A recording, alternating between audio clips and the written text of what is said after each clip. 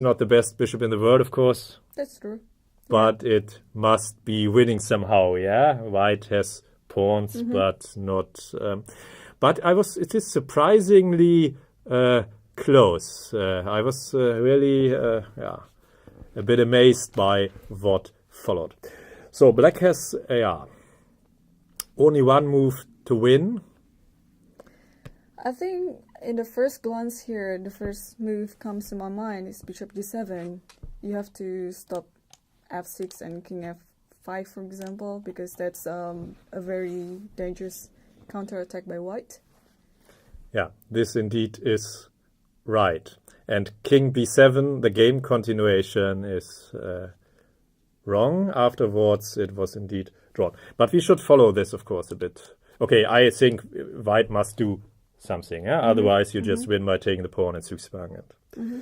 So I must organize counterplay. I have 3 passed pawns. So you have king and bishop, and I still have the king. So it's still some kind of fight. True. I would say c4 here. c4. But then...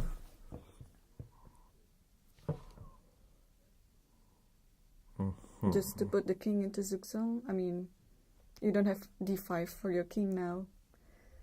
Yeah, I'm in Zugzwang somehow. Yeah, other moves then. Other moves then king d5. I don't believe so. This might be the only try against your advance. Can I play c3? C3. Now I must be a bit careful not to run into your tricks. What about... Yeah, if I go to c6, you will queen with check and you will win. So I must be a king e6, yeah, if I want to fight on.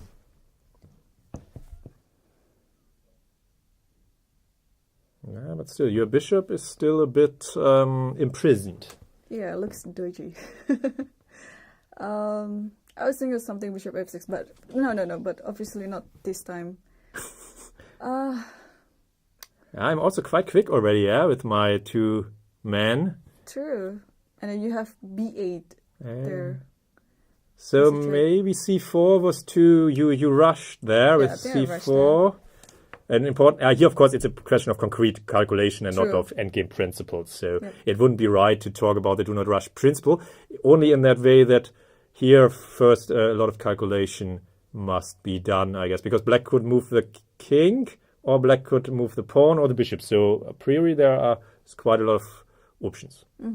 Okay, but I agree with you. Calculating c4 first does make sense. It's the most forceful move. It's quite natural. Yeah, but it probably is wrong.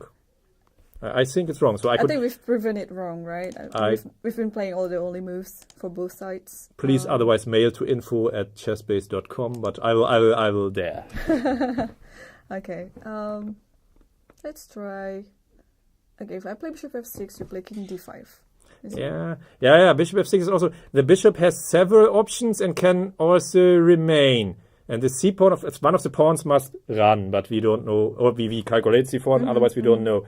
But the king maybe already knows where he must go. Yeah. So b7. And then the bishop can deal with 2 men. The king can deal, but white cannot deal. Yeah, it's really... I also found it more complicated than it looked. Yeah, it looked like an easy black win. Yeah, I mean, you need to have like a concrete calculation here because every move can be blundered. Yeah, that's the advantage or disadvantage of the endgame, yeah. I just suppose that black has a very low on time here. Maybe that's why she made a draw or something. Yeah, another problem of the endgames in the modern times. In the old days, you would make an adjournment and then calculate everything with your trainer and your books and your...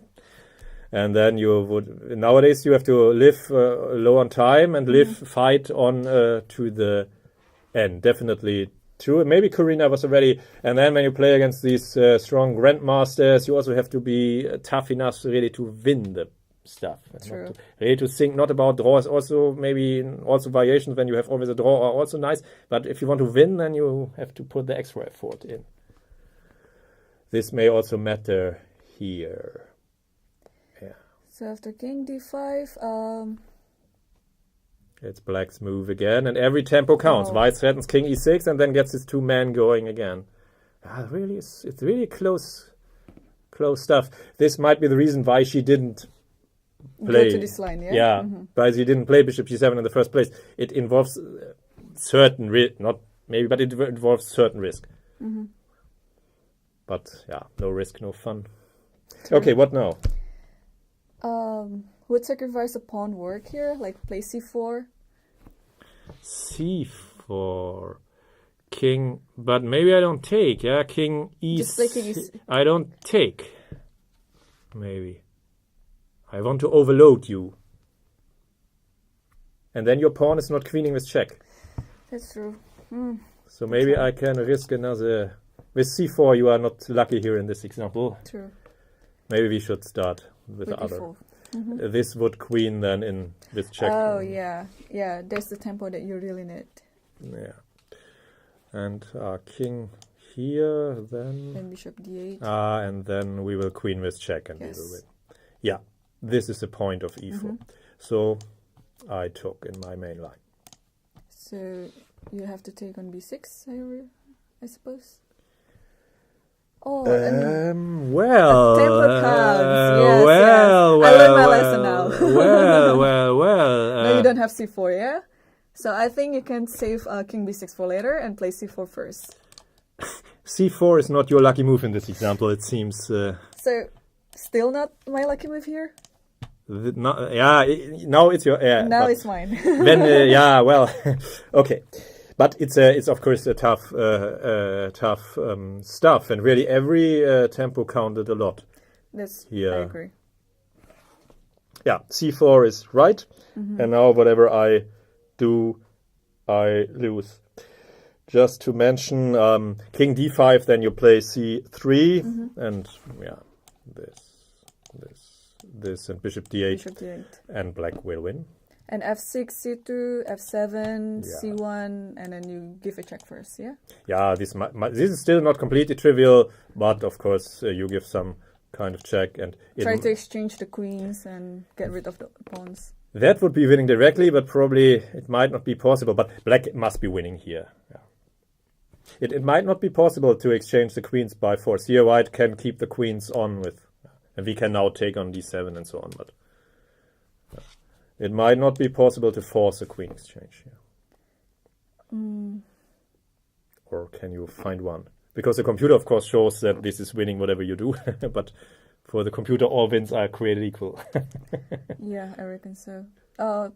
So let's try queen e3, for example. Okay. Then you have to play king d5, I think. Yes. And try to grab the pawn. Yeah, okay. But yeah, this must be winning, but you... can't force a direct queen exchange. Okay, but one point we can still look at d8 queen, taking king d4, and now black has only one winning move because otherwise white would create Averbach's famous drawing barrier. So the only move to win is still here. One has to be careful. Yeah, it's sometimes surprising in the end. And king c6. Yeah, there's the only move to win. Right, then I resign. By the way, how did you study the endgame when you were young, or nowadays? Oh, well, unfortunately Indonesia has no such culture, so I had to educate myself a little bit later, but I'm still trying to catch up right now. Yeah. Okay, you always learn, of course. That, of course, is clear. But yeah, you taught it yourself with the help of books or videos. Yeah, or with trainers, books, and also watching some games. Like if they came to Endgames, and of course, I went to analyze it. But just to mention, okay, this is of course not a real, or this of course is not such a real move. But just to mention it, this of course is a draw. Averbach's famous barrier. White's king and pawn keeps everybody out, and then it's a draw, and then it of course helps to know these theoretical positions by heart, but yeah, you cannot know everything by heart, of course. But Averbach's famous drawing barrier. Yeah, did you use Dvoretsky's famous Endgame manual, or? Yes, I did. Yeah, this of course is yeah, this of course I also use it. Of course, viewers of the show know it with my students, and they should basically know everything what is written in the book. Yeah. So yeah, still you had already very good book at hand. In the old days, it was even a bit more. There were the Averbach series of books, but of course 5 books, and it's a bit more dry in a way. Yeah. So. But okay. Okay, so let's move on.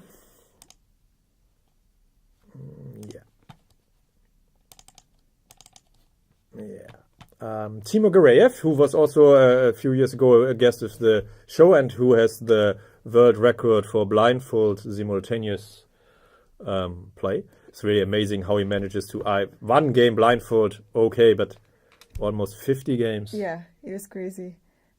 I didn't know how he could do that. I played him once and we went through such a very interesting game. Ended up with a draw, so I was pretty happy for that. Yeah, he is a very creative, original thinker and player, and it is always fun to, his Trompovsky DVD is great, and also the Endgame magic, and he, makes, so it's good that in the chess world there are, and he won against Oliver Kenta Shikurate in Calgary, and, when he plays it all looks so easy, but I guess it's more difficult. Why to move and win, but... Well, with those knights, you never know until the nightmare comes. Okay, there are 4 squares for the king to go. I believe only 1 square is right. And as usual, Timur, of course. Timur, of course, con. We didn't see. Before I forget that, we were not finished, by the way, because you solved it correctly, but we didn't see the finish in the game. Oh, the game, yeah. And this I wanted to show because this is just beautiful. It's not just now it's a draw because White's king will after e4 White takes on e4 and White wins. You know the bishop is not the most not the best bishop on earth. Yeah, that's true. Because White will then go to g6, takes the g5 pawn and will win. So now Corina of course had prepared and now. It was drawn by Eternal Hunt. As of course I also like slightly study-like motive, but this is all easier than the variations in the right solution we had. So wait, after king g6, so if I play e4 here... If you play e4, you will lose. Take e3... Oh, okay. Oh, yeah. You promote earlier than... and then just give some check and take some pawns, maybe. Must be losing, but of course it's always a bit... It's a bit tricky. Yeah, it's easier said than done. Okay, natural move here is queen c8. Check and protecting the c4 pawn, but what's next? Yeah, queen c8 is a candidate move, or... Queen c8 and then queen f5, or it's always a bit... These are the deep questions of the game, I think. Part of the deep questions of the game. To get back to a better centralized position, maybe. Yeah, it must be lost, but it's a non-trivial case. And I'm also not 100% sure if he should give the check, or if he shouldn't give the check. It's always those kind of questions, you know them, yeah? Or if he should... Yeah, but it was wise for Black to not go to this line and just take the, as you said, Eternal Hunt with the bishop. Yeah. Because anyway, you can't possibly win this position as Black. It must be lost. This must be lost. I would be willing here to risk this, but further risk I don't want to take. Yep. That's a practical choice for Black, actually. White must be winning here. White is too active and has enough winning potential. And Black's pawn might even be an undoing. Black's pawn might even be a disadvantage to have later in some kind of fights against a passed g-pawn, whatever. Such pawns then are standing in avoiding stalemate defenses, standing in the way of checks and whatever. So White must be winning here. And you are right. So I'm willing to risk this. And of course, Corina wasn't willing to risk it. Okay. So now back to the grave position. Okay, white has many candidate moves, but I think real candidates are only king c2 and king d3. And then you have a 50% chance. So the idea is to not allow knight go to the other side of the board, yeah? To imprison the knight in this, to imprison the knight here forever, and then to slowly, yeah. But how to start it? Yeah, slowly getting advantage of your f-pawn. Yeah. Yes. So, okay, king d3 or king c2? Yeah, yes. 50% chance. How would you start to calculate? Okay, I mean, king c2 looks nice because it attacks the knight directly. But after king here, then king d3, then yeah, you have to move your king somehow, and you have to protect f5 now. Bishop g6 is natural, and bishop e4, for example. And this is tricky. If I play king c3, then your knight doesn't have any move.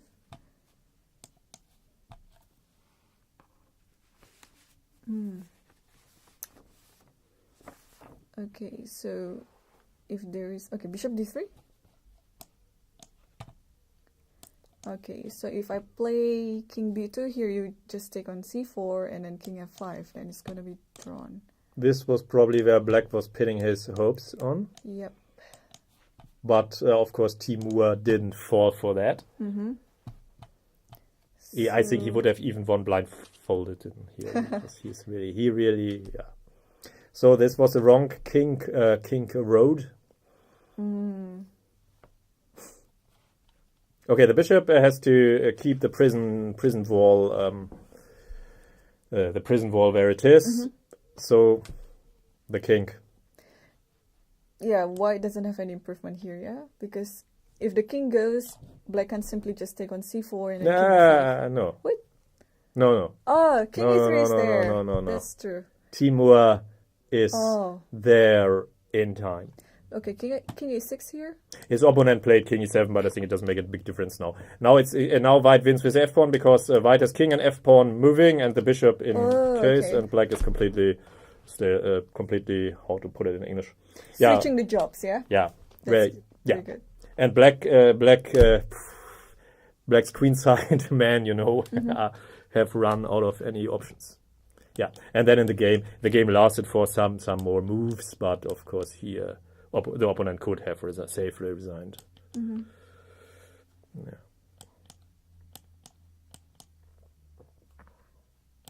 Yeah, now Timur even can catch this deed.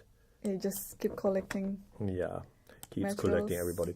And after some further moves, he won. Well done. So let's show us what's the difference of king d3 here. What is the only drawing move after king d? So you solved it correctly. And this was the game. What is the only drawing move after king d3? Why didn't Timur go to the knight check shadow directly, but instead used the cup of distance domination? I think some viewer of Endgame Magic suggested it, and since then I kept it. So I suggest to call this domination distance by king against knight cup of distance. Some years ago, somebody on Endgame Magic suggested it, and it was in German 3 square distance, whatever, but I don't like that. I like cup of distance much more, and Anatoly earned half of his income by this. No, this was joke. This was joke. And I suggest to call this Springerschatten in German, and this doesn't translate easily to English, so knight check shadow, but Springerschatten I think is a bit more, sophisticated. It sounds it's like original. Donau Dampfschifffahrtsgesellschaftskapitän, so in a way here we have beaten the English. No, not. No, everything nice, so let's call it knight check shadow. But Springerschatten is more. Doesn't matter. Okay, yeah, king d3.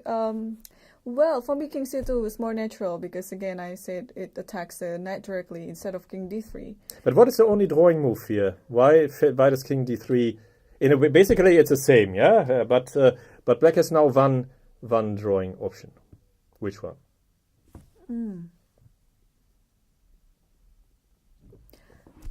I think it's a4. Yeah. Yes. So bishop can't go to g6 anymore. You are right. Absolutely right. And now it's, white has won the pawn, but it wasn't about the pawn. It was about his domination distances. And activity of pieces. And now the knight can actually help the king. Yeah, and the position is a draw. Yeah, right. Okay, so let's move on. Okay, next comes a recent pawn endgame. Dolohanova Romagius from Metz. From France. Yeah. White to move and win. And she won. Yeah, of course. These kind of technical positions, normally strong players, they know how to do it. They have studied some book or some stuff. Yeah. They know how to win such technical positions. And in the old days, you could make adjournments. In the modern days, you have to know it because you have to play it to the end. You cannot look into the books or ask the computer in the adjournment. No, you have to know it before. This is also one of the reasons why this kind of endgame knowledge is better nowadays than it was in the old times. Okay, I think the main question here is where to get to the pawn. I mean, like from the central or from the edge of the board. This is one main. Okay, I agree, but this is one main question, yeah? Oh, one of the main questions. This is one of the main questions. But okay, we could get this question out of the way if you just, what to do now? One thing, of course, if you have this approach, would be natural to get a question out of the way, yeah? Yep. What happens with king? Calculate, don't play, just calculate. King h3. Why is this a mistake? Just play king f5, and whatever happens, there's always king g6, yeah? And nothing improves. So we can only try to. Oh, that was a tricky one. We can try it, but it doesn't work. Okay, just king f6, yeah. King h6 and I win. Oh, sorry. King e4, of course. King e4 and get to the g pawn. Otherwise, I would be on one of the key squares of the pawn and would be winning. Yeah, if you play king f6, then I could. And then come back. Yeah, and okay, these are the main key squares, but of course, if I advance there, it would also be a key square if you don't win my pawn. And now comes, if you win my pawn, then it was very nice that I'm on a key square, but key square, of course, is a statical non-counterplay theory. If you have real action and counterplay, you have to calculate it. That's true. And the endgame theory and knowing it is very nice, but it's of course even more important to know the exceptions and to weigh how to use the endgame theory and knowledge and to know and get an intuition for the exceptions of the rules. This is what is chess really about. And this is a beautiful part of the game. Well, knowing all the rules and then repeating them in front of the mirror every morning is not so nice, I agree. This is not the fascination of chess. I agree. Okay, so so we got it out of the way. King h3 we got out of the way. So we have to go somehow to e4 on the right time. Okay, then let's get this out of the way. Yeah, again king f5 and we run into problems. So we can't allow this position, yeah? Yeah, because this would be a counterplay scenario, and I guess with so few winning potential remaining, we don't want counterplay scenarios. So okay, we got your first question, we got out of the way, but in a way both moves were wrong. Okay. So we need another question. We need to have some waiting move. Of course, the question all the way is, were there mutual Zugzwang positions on our way? So, okay, f3 is completely wrong because there is some opposition there on f5. And mutual Zugzwang position, and then it's always good to have the opponent on the move. So we shouldn't start with king f3, but with king f2. Yeah. Yes. And okay, I think one option to arrive at the right solution is to really calculate like you did. Another option would be to look at the mutual Zugzwang position and corresponding square stuff and then it would also be. I don't know how Dolohanova solved it, but she played king F2. King F2, yeah. Mm-hmm. King H2 keeps the winning position, but you have to play king F2 sooner or later Anyway, in this. Yeah, yes. anyway. It just wastes. King H2 keeps the winning position, but wastes moves. So, king F2, king F... Yeah, now it's clear. Here we go into the sixth position. King F6, king E4. I have one further question. Now it's... excuse me. I have one further question. One moment here. This all follows naturally. King E6, check. E5. Yeah.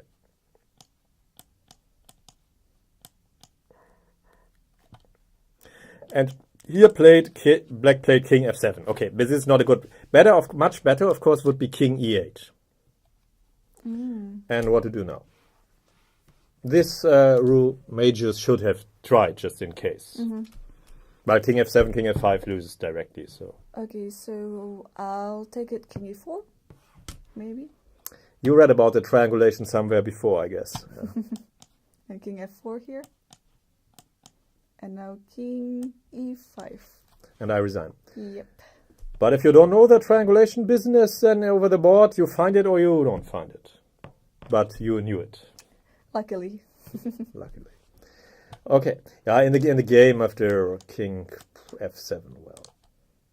That makes easier for white to... Much really easier. Because this triangulation can really be if you don't know it, it's very deep, I think. Yes. If you know it, then of course, well, you will solve it. But if you have enough time on the clock and stuff like that. Okay, the next I like really a lot. This next really has some study-like flavor. Kevin Govaiming against Boziocic in... you also played in the tournament, or...? The white player is my friend, actually. We kind of hang out together in this tournament. So, yeah, he showed me this game. The chess world is really very small. This I didn't know, but it's also nice that Alexei Shirov once said that, well, this was in the team match I also played, and the chess world is smaller than you expect. Yeah. Okay, so white has only one drawing move. The opponent fortunately didn't find. This part, let me try to remember. Maybe I didn't really see it. But of course, the much more beautiful part is why the game moved. Yeah, the game was crazy. We can get it out of the way first. This really is beautiful. This loses, but in that the bishop dominates a rook on an open board with equal material, this happens. Yeah, this you cannot expect it. This was really bad luck for him. Because now the b file is mined. Rook c6 also doesn't help. Doesn't help anything. Rook d6, e6, f6 doesn't help. So rook g6 is also... Nope. Sometimes the board, it's unfair, Yeah. The h file is closed, so the only way to get anywhere is this. But now came the unpleasant surprise, I guess, for your friend. But it's also really beautiful, really study-like. Now Boziocic played e4. Chess really is a cruel game, yeah. And if There's bishop e5, yeah. Well, sometimes when you sit there, you think that the Kaiser, has. Sometimes they're not working in our way.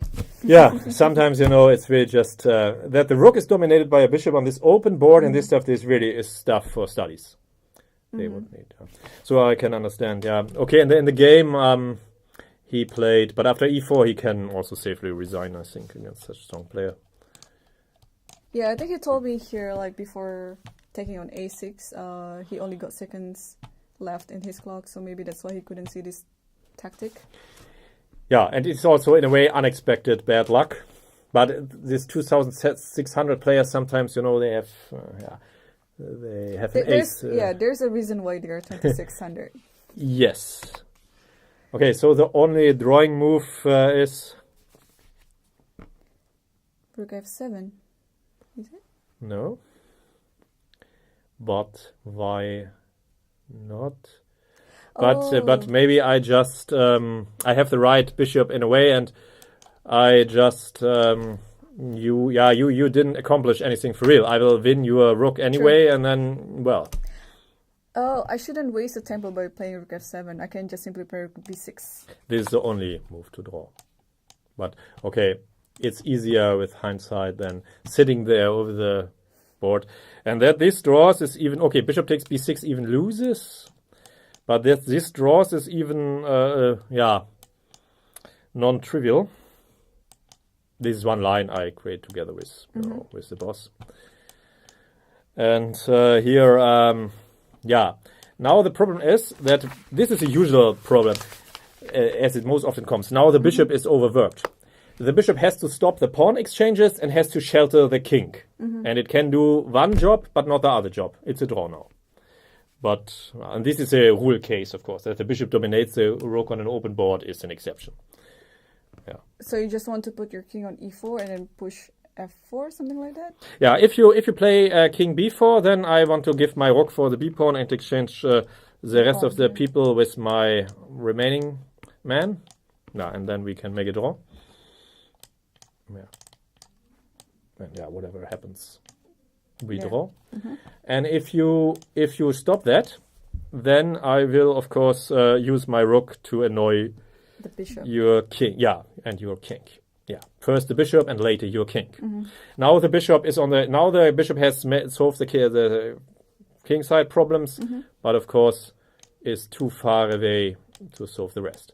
And now you withdraw because my rook is better than the bishop, as is usually the case. Yeah, and now the bishop is worse positioned on f4, yeah, because it doesn't control anything other than e5 pawn. But this is a draw. You cannot. The bishop is overloaded. It has two jobs and can only fulfill one of them, while the rook is stronger, flexible, more flexible. The next also has some slightly study-like flavor to it. This time from Biel. It's very recent. Just last, actually this month. Yeah. Black to move and draw. This was a position looks from another world somehow. How they got the e-pawns there, but it doesn't matter. Ali Marandi found it against Goganov. But here with black you tend to find it because otherwise there will be nothing to be found anymore left. Yeah. These white army of ants willing to kill the boss to roll all over the place. Okay, so the threat is if you play a2 here... Let's get that mistake out of the way. What we play g6, and then you promote as a queen, and you play g7 check, king g8, and king g6, and checkmate is on the way. The only move is queen takes... It's really... I didn't create that. It was in the database. Yeah, the only move is queen takes f6 check, because it's somehow, in a way, sometimes in the world you are unlucky. But it doesn't help. It removes a pawn, but you still lose, of course. This really is... Oh, that's nice. So you just have to play something like bishop h3 and e7, bishop e6. Yeah, or to make the pawn, to make Zugzwang, whatever. Black is black is busted. Black can only wait for the inevitable kill to come. But this position, I really fell off my chair because I saw this, and then of course asked why on earth didn't he play? And then it dawned on me that this position might be something special. Sometimes chess, But okay, he of course didn't fall for this trap. So, well, if a2 doesn't work, then... Not too many candidate moves remaining, yeah? Otherwise, the pawns will, start rolling all over the place. So the only defense is...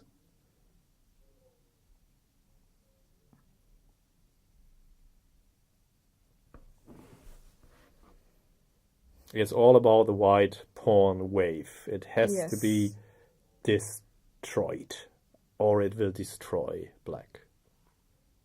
So we have to pacify the pawns. We have to offer. The queen comes too late, so.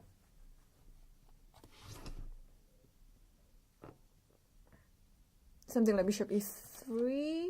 I don't know. I was thinking maybe bishop h6 helped, but it doesn't matter anymore because now white has something on the e pawn. So... Yeah, the question is if I just play e7 and keep rolling. And if I play... Oh, yeah, that's true. I just... King helps there. I just keep rolling. That's true. Doesn't help. The only drawing move is more radical. Oh. Your bishop, what is your bishop of help? Bishop e7? You don't need your bishop. But okay, what if g6 here? Yes. Oh. I give the question back to you. Wait, you take, a2. Yes. You promote with the check. Yes. Yes, I do. And this time it's a draw. Because this time for the queen, we can get everybody. Yes. That was a good one. Study-like game. Yeah, I don't know how they managed to get there, but it was fun for me to... This was a big advantage of the modern times, to get so many games and easy to search through them to find them quickly. And I don't know how Averbach made it with all his examples and looking at really the sources, the original sources with the English descriptive notation or the old French or whatever. I don't know how he managed to get it. Yeah, Akesh Dalvi, Ali Marani played bishop. Yeah, but when you sit there and have this position, you find it, or by elimination.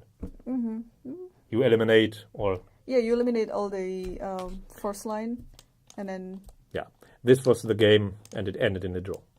And he has 2,515. So yes. Not for nothing, I think. This was the game continuation, and then. You got a check on f6. Yes. And then just take on e6. Yes, and the game was drawn. And actually, if black wants, black can play for a win. Yeah, but okay, I guess he was happy and his opponent is higher rated. Black could play on, but the computer says it's a draw. So, but you are right. In a way, black could play on here. Yeah, but yeah, here black's a pawn. Black has an extra pawn. White's bishop is a bit limited. The a pawn is queening. So, but okay, white's pawns were threatening mate. So well, chess is a concrete game after all. Okay.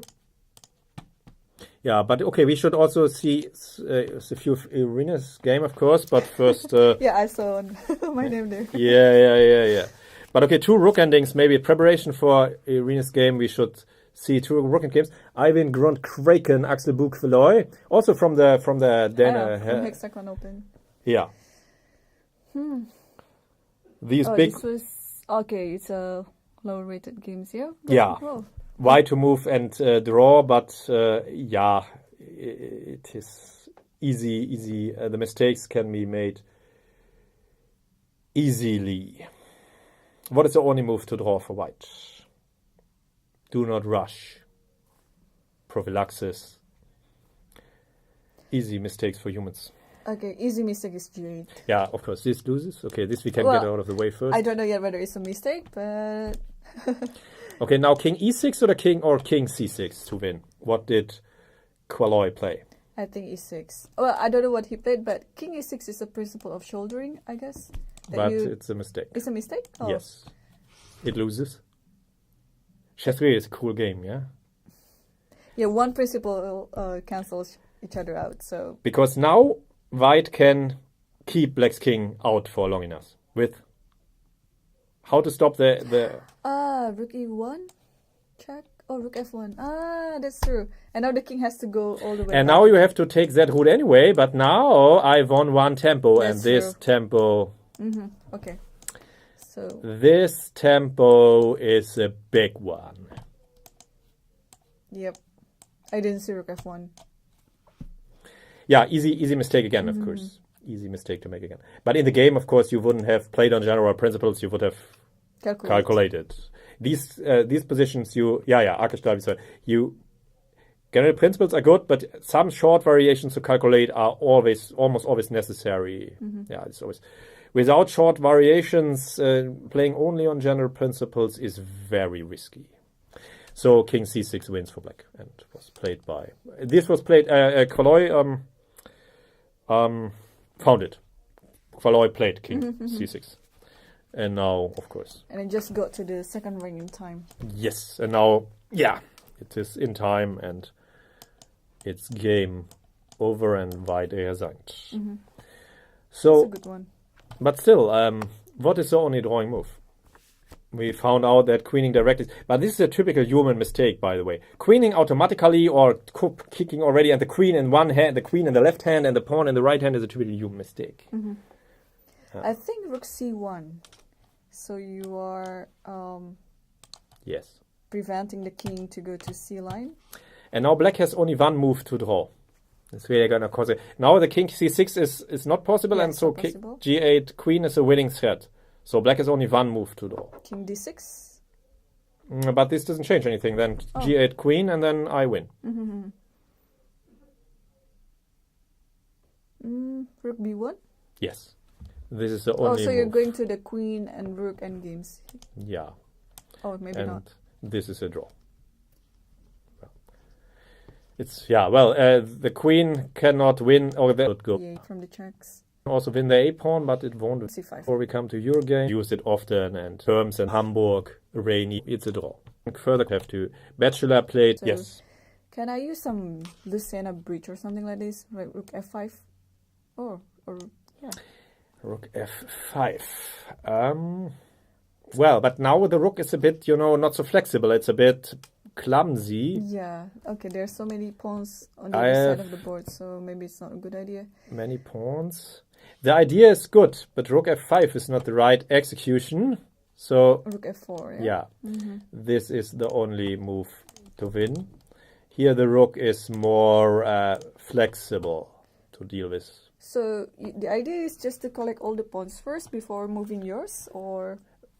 Bachelor played h3, and then the idea was, how did Hampton continue? King d6 is not. We can maybe see in a moment. But first, okay, Akastalvi, we see it in a moment. But first, what was the finish of the game? It's very beautiful. Also, how did Hampton now win? It's very nice and beautiful. King f6. Yeah, probably also winning. But the other way, the other move all around is where now e8 queen. You must block. King f6, h2. Rook e4. Nice to meet you. After king f6, by the way, bachelor resigned. But excuse me. So. And mate on g7. Collecting the pawns was only one of Hampton's aims. Nice. Okay, so Akash Dalvi wants to win here with, but king somehow, like Irene said, the rook moves make some kind of sense because the king can go to d6 or to f6, and the rook in a way is not so flexible at the moment. So king d6, I guess, is not. Just something like maybe push one of the pawns. Push the right pawn. Then Akash Dalvi suggested rook f4. And, now you can actually go some... that one? Yeah, the king is not well placed there because the king now cannot help to make a checkmate, yeah? It needs to be on f6 instead of d6.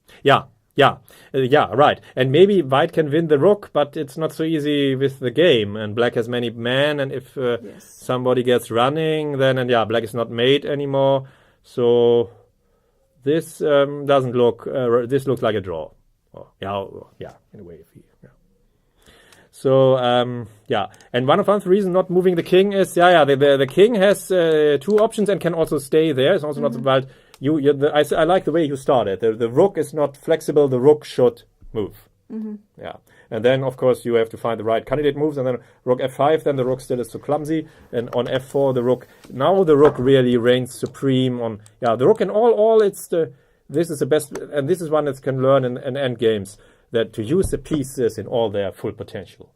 Sure. While especially the rooks gain a lot of strength because in the end games they have more open spaces and can be used everywhere freely. Yeah, I really like this rook f4 because it can act as like an attacking move, but also at the same time it's a defending move. In case of one of the pawns are dangerous, you can just hold your fort by defending the square. So this is a good one.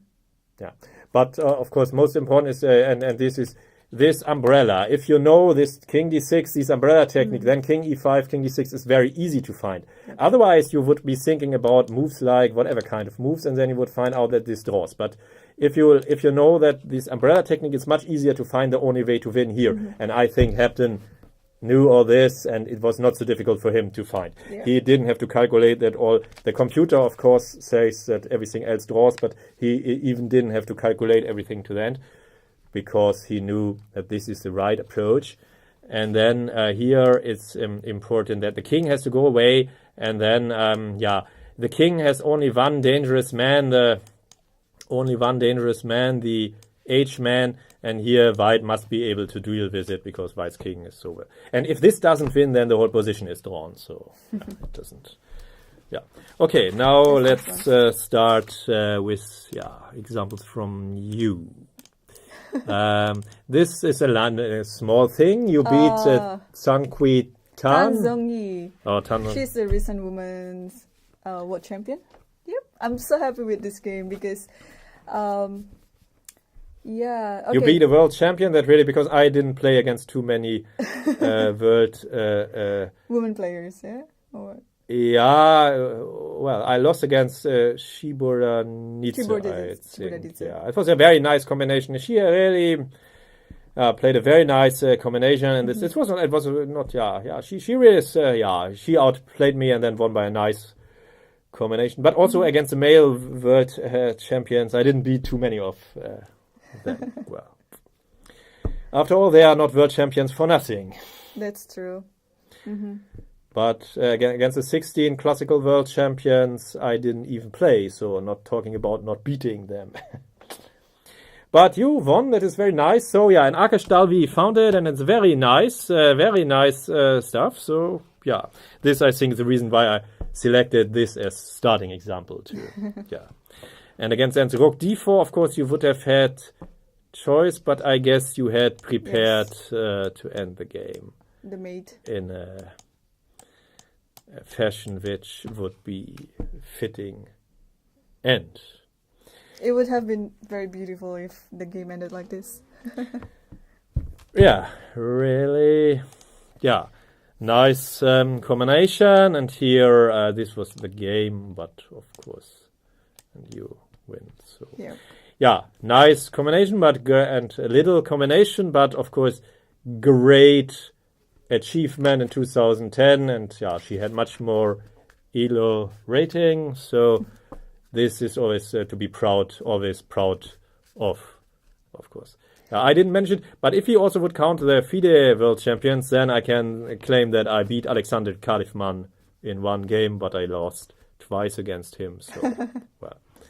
It's always nice to have such stories, with, for example, world champions, if you have such a very good history. But in a way, it's not. He's much better than me, and he just came to Germany and had many things to settle and many problems. This was a tournament where Yusupov won by and beat me, and with 3 adjourned sessions, and he finally had also beat me. It was a very nice meeting.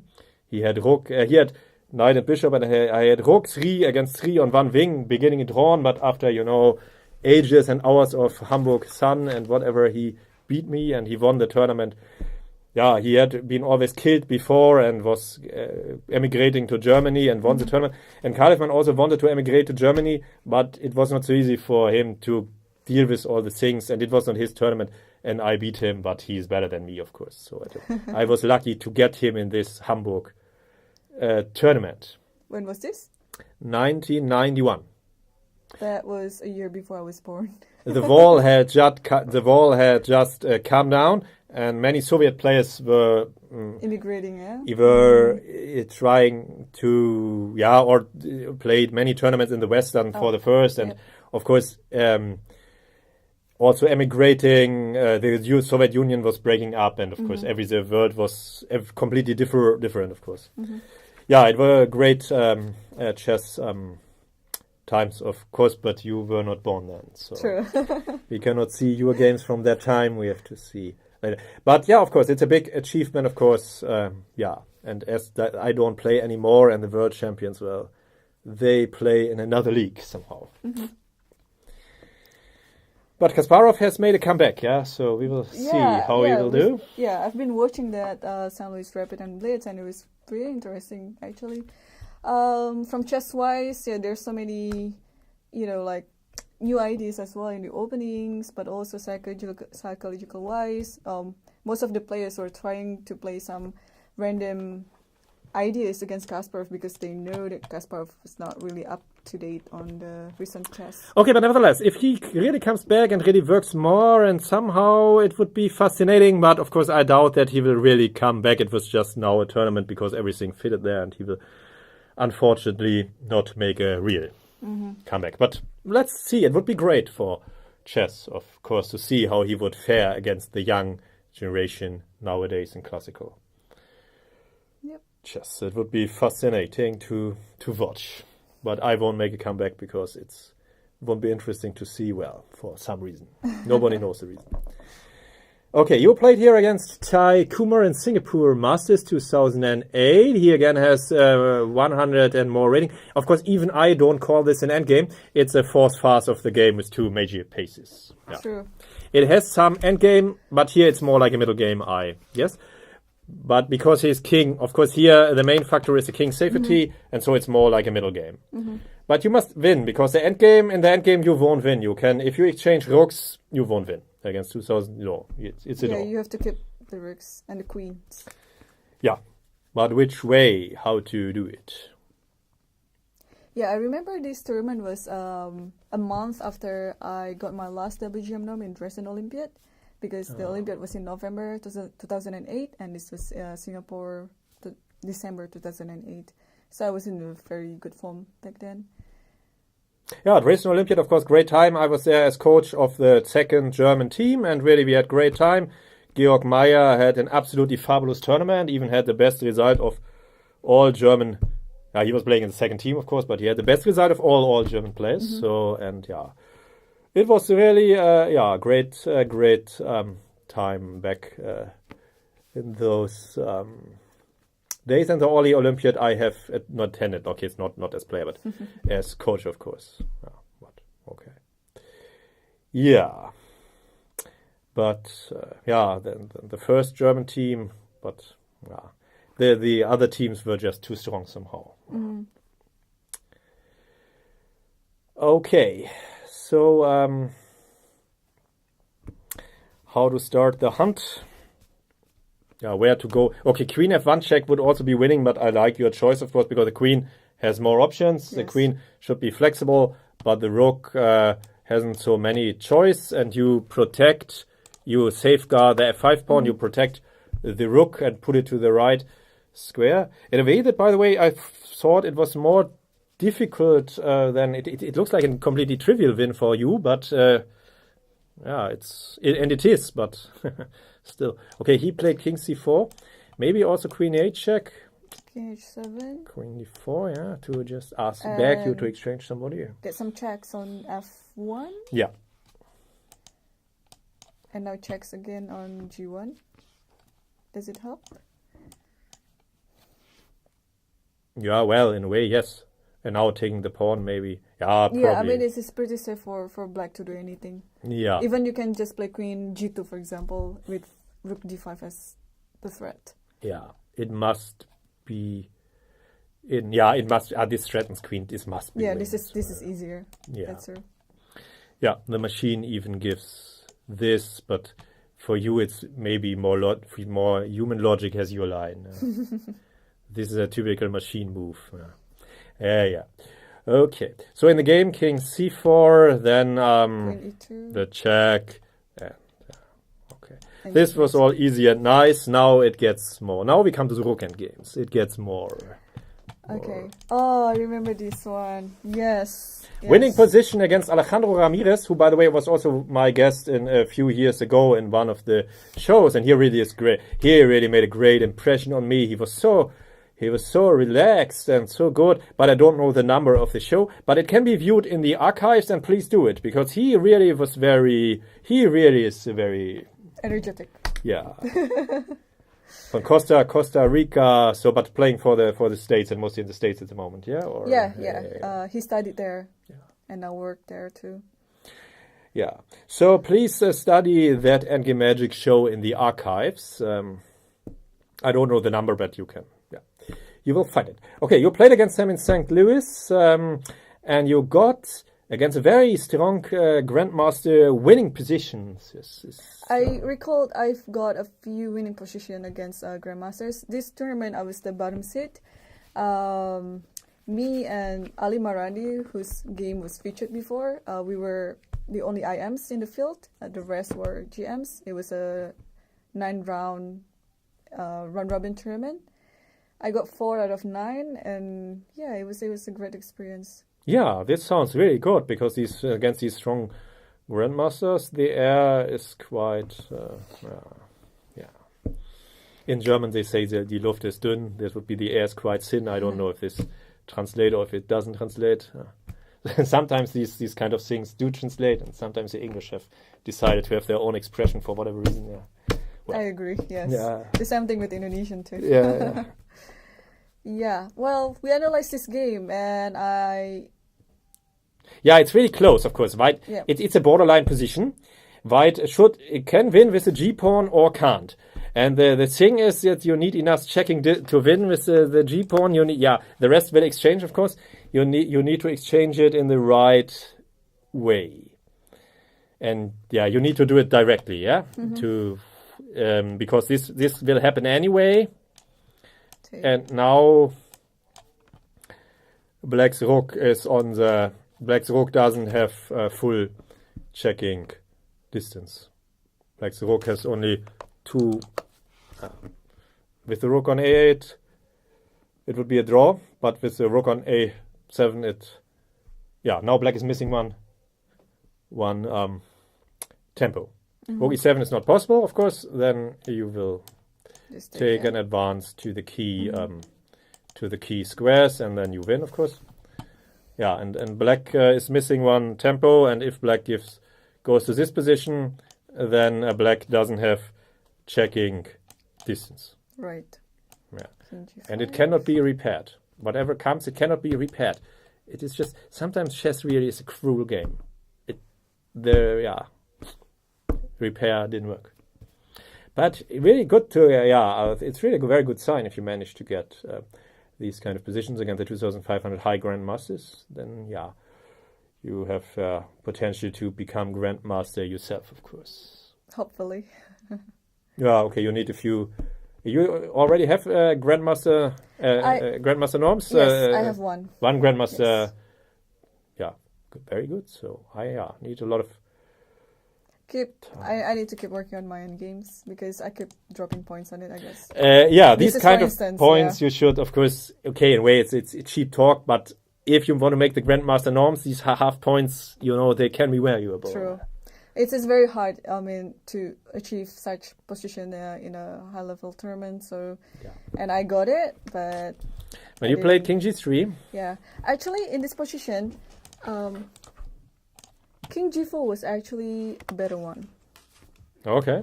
I agree that A7 would win immediately with the lines that we just covered, but King G4 because now you have King H5 next move. Because what happened on the game after King G3, here, I played King G3. He played Rook A1? Yeah. No, put King G3 first, please. Yeah, of course. And then Rook A1, and I took on E2. Yeah, and now it's a draw because you cannot play. You are in the way. You are in on the way of the pawn, right? And now he doesn't go to A7. He goes to A8. Yes. There's a difference between and then he gets the same position, but not with the rook on G7, but on A8, and we have a theoretical draw from the books. Yeah, I can't get my king out. So let's see if King G4 instead of King G3 because now I can play something like King F5. Okay, so take on E2 now. Rook A6, and now you play King F5. Rook A8. And maybe I have some Rook E6 first before playing G4, and then G4. To get your rook. Yes. For shelter. So I think this is winning. I mean, if I wanted to move my king badly, so King G4 would have been better than King G3. And Rook g1 is also not working. Then you just take. This is also not. Yeah, black king. If black plays. If I play king d7, you play to get out of the check. You play. Can I play a7? a7. Oh, this is nice. If I take your queen with check, and this must be winning. And if I play rook a1, you. Yeah, I should take on e2. Take. I must take. I wanted to go out of your check, yeah, with king d7 prophylactically. King f5 and rook. King f5, yeah? King f5? To get your, yeah. And then rook a8? Rook a8. Rook e. This looks like a... This looks drawish again, yeah? Rook e. Rook e. Oh, can you play king f6 now? Because actually my pawn is... This looks deep. This looks deep somehow. Yeah, this could be a deep. This could be a deep win or a draw. I can't say it at the moment. Yeah, king f6 or rook e6. What it makes most. If rook e6, then maybe. Okay, yeah, rook e6. Why not? I just wanted to copy your idea. Rook e6, rook g8. Then so we have king f6 is a candidate. I think we have two candidate moves at the moment. This move or your move. And I cannot both make some kind of. Yes, it requires deep calculation here. And without table bases, we could be out of our depth. These rook endings. Those so few men, yeah. Nevertheless, so I would prefer the other solution because it was easier to. It's practical choice. Here, it's what impractical is. It's not so clear if we get moving somehow. While in the other variation we were already on g4, which made it a bit easier. Yeah, so rook e6. Well, in a way, you need to keep cutting off the black's king, but at some point you need to advance your pawn as well. So. Yeah. Okay. Here, rook g8 to not allow you to get the pawn moving. True. Then, in the sense of this plan, rook g6 must be played. Now the rook to the right square. Not f8 because then you have rook f6. I don't want to get you. So some maybe come back to a8. Yeah. And maybe you play. Yeah. Oh, you can check here. Rook g7, and now the king must go up, right? And then you can push on g4. So this was not the right. I agree. So this was not the right square. You must go here to stop your idea. So if I play g4 here, you play king e7. Yeah. Yes. What if I play king f6 here?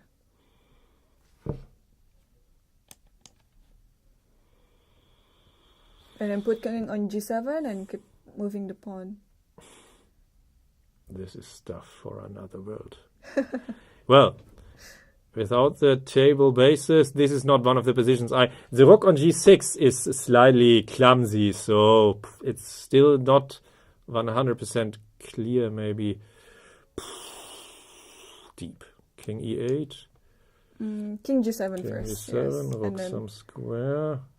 And I give a check on e6. And go to e2 back or what? Yes, go to e2 back. Yeah. This was a mouse slip. This is a fairy tale from another world. Yeah, then this is winning. This is too deep for me. Yeah. Nice. So it might be winning as well. But if somebody could check with the table basis, it would be, and already maybe I'm running out of.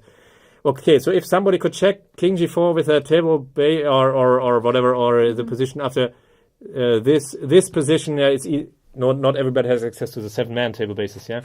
If somebody could check this position with a 5-man table basis, it would be nice. If not, so no problem.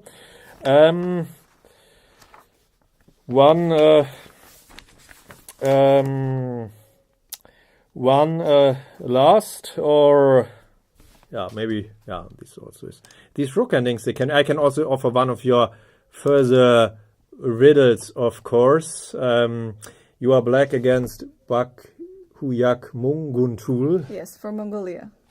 And also she's higher rated than really. But it's probably more difficult in Indonesia to get it's more to get a higher rating, or the rating pool is more in Europe. The rating pool is a bit more inflated in some way, I guess. Yeah, in Asia, it's very well known that we are quite underrated. So your opponents always, say, "Well, I play against an Indonesian player. Well, let's yeah." So I remember. Okay, this is the tournament where I won. I was actually in the 19 seeded here, but I won the tournament and I got qualified to the Women's World Championships. And this is also where I won my GM norm because my performance rating was pretty high. Yeah, that of course is very congratulations, but it's already some time ago. Some time ago, yes, I agree. 5 years ago. I need to make another. But in the old days, after 7 years, the norm would be dropped. But I think the FIDE changed it some time ago, and now the norm will stay forever. Yeah. So, I think it was 10 years. 10 years now. In the old times, it was 7 years. So 5 years, 10 years. But I think you shouldn't. This doesn't matter because even if it falls down, if you continue like this, you will make another norm. So it's not. But nevertheless, time is flying quickly. And okay, but here you made a mistake, but it's unsolvable. Of course, again, it's one of the depths of chess which can never be solved. Yeah, you played the natural move, and you won the game, but not the right way. Yeah. This, of course, is right. This is usually what is given in the books. But amazingly, White can defend now. But I see the problem. It is unsolvable. I need to look at my old analysis here. Yeah, but I don't want to criticize you because this is a standard way, of course, to exploit the h2 pawn, and the standard defense played in the game also loses. So I can't. In a way, you made no mistake. There's a difference between the world of the machines and our world. And you calculated that this wins, and it does. Yeah, I calculated this one, but winning time, and only now coming with a king. Typical good technique, also given by Dvoretsky. And here you zugzwang and win. Yeah, these sources. Yeah, now it must be. Otherwise, just give a check and king d7. And after some further moves, you won. Okay, but let's go back to the riddles of this Earth. How could White defend here? Okay, if taking on b4 is poisoned, then there's only one other way to do it. Yeah, right. White must not allow your rook to break free. So we must give check and go here. Oh, really? Yeah. That's the only way. So b takes c3 now and just play king c4. Yes. And then I have the right checking distance always. King takes c3? Yes. Right. Now I have only one drawing move, but it's clear. And now you cannot win because you cannot hide on the queen side and you cannot... Would it be the same if you play king b2, for example, instead of king c4?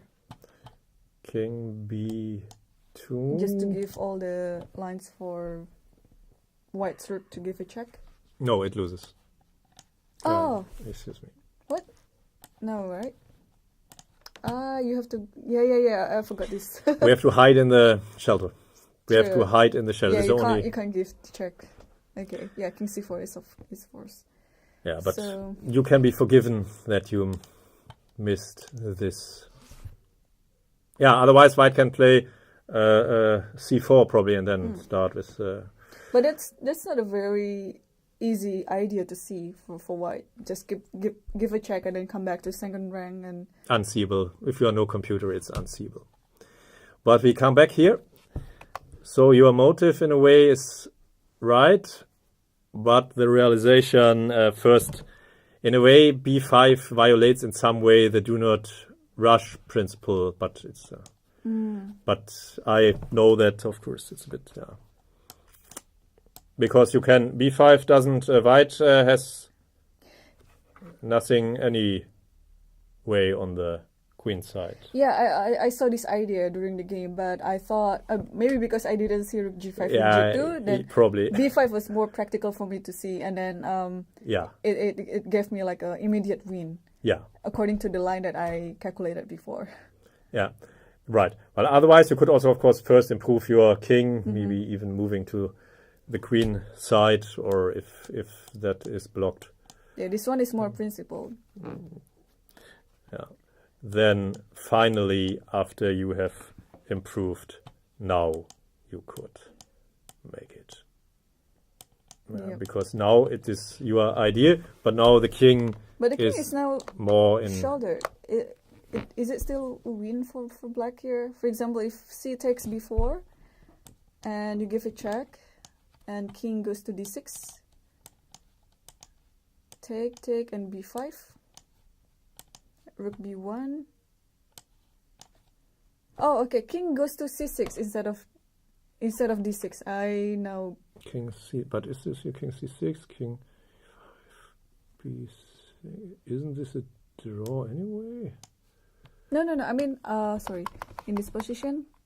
Oh, okay. I can't play king. Yeah, I can't play king c6 here. Okay, that's right then. After here. Yeah, but. And now king c6 and. King e5, b6, check, and king d7, yeah, and king e6, b7. Okay. Did I put up the right position? Rook h3, king f4, rook h6, b5. Oh, this is the line. You are absolutely right. King c5, b4. Taking rook. The only other move would be king g5, yeah, but it doesn't make any progress for black. Your king even go further actually. But king g5, rook h8. How does it do for white? I mean. Let's see. But this is, of course, computer stuff, not made for humans. Take. Again, b5. King c6. So you're reaching d8 now. We're coming back to my game, like the same zugzwang. After b7 and then king d8. I see. The computers, they are from another world. I understand that you didn't go into these deep details. Nice. The only question remaining is a table-based question, but of course these table-based questions, nowadays everybody can solve these with few. The old times when the computer were not there, when you to solve always for yourself, they had something special. But I see you probably only more or less know only the computer times, the table-based times. When you were getting really strong, then the computers had already taken over, and there were already 5-man table bases created at the end of the 19th, and you were already, So, well, you don't know the good old days when really, these had to be solved, manually, without knowing the definitive result. But the computers also had have good sides. Of course, you can, for example, watch the shows and the games live all over the place. There are grandmasters in Costa Rica, Indonesia, and all over the place, and you can play on the internet, and you can get lessons with the students. So it of course also has a lot of advantages. So many thanks for joining me in the show. No, thanks to you, because I'm learning so much in this session. Maybe you can watch future shows, or be if you are in Europe or Hamburg again in the future, visit the studio, or maybe even make a DVD. Or okay, so good luck to you, and have a nice evening, everybody. Thank you. Yeah, well, the last one, of course, the computer stuff. You played, of course. What you played is a human variation. And okay, we were both down on time, and it was practical, very practical. I see your points. But it fitted well with the endgame before, and the Terrorist question and the deep lines. In a way, it made a good picture of the show, and we saw easy endgames of you where you beat a strong grandmaster, and so 2 difficult endgames. So 2 rounding off the show. So did you do it like